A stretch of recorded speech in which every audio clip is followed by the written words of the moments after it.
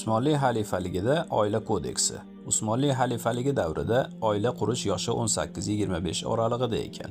Agar kimdir bu yoshda oila qurishdan bosh tortsa, uni oila qurishga majburlashar ekan. Fuqaroda oila qurishga to'siq bo'ladigan kasallik aniqlansa, u kasalliklarning ham davosi bo'lmasa, oila qurishdan soqit qilinar. Agar davolanadigan bo'lsa, davolab keyin oila qurishi ta'minlanar ekan. 25 yoshdan o'tgan fuqaro, qiz yoki yigit shar'iy sabab tufayli oila qurishdan bosh tortsa, uni maoshidan yoki tijoratidan ma'lum miqdorda pul ushlab qolinar. U pullarni ziroat bankida saqlanib, uylanish yoshiga yetgan faqirlarning to'ylariga sarflanar ekan. Agar bo'ydoq biror joyda ishlaydigan bo'lsa, uni ishdan bo'shatishar. Uylanmasa, umuman hukumat ishiga olinmas ekan. 18 yoki 25 yosh oralig'ida uylangan lekin kambag'al oila farzandi bo'lsa, unga davlat tomonidan ma'lum gektar yer ajratilib berilar ekan.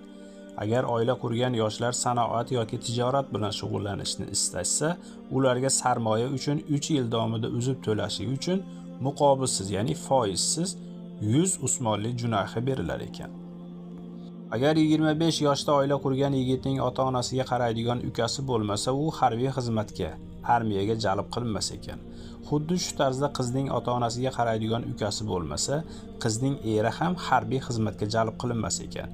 25 yoshgacha oila qurganlarning 3 nafar farzandi hukumat o'qishlarida bepul ta'lim olar ekan.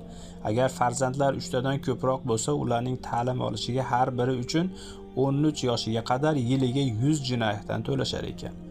Erkak biror sabab yuzasidan safarga yoki chetga chiqadigan bo'lsa, ayolini ham o'zi bilan birga olib borar ekan. Agar ayoli borishga qodir bo'lmasa, er boshqa shaharda boshqa ayolga uylanish shart ekan. Agar er qaytib kelsa, ikki ayolini ham bir joyda jamlashligi shart ekan.